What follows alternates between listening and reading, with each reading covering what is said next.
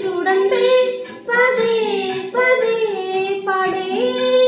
యాతన తోట పూలన్నీ కని విని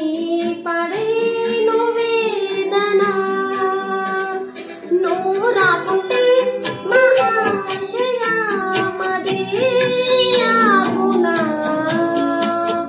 పూల తీగలతో పడే ఊరే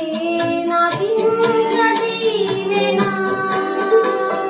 చూసే కన్నుల ఆరాటం రాసే చేతికి మోమాటం తలచి వలచి పిలిచి అలసి నీ రాక కోసం వేచి ఉన్న ఈ మనసుని అలుసుగా చూడకని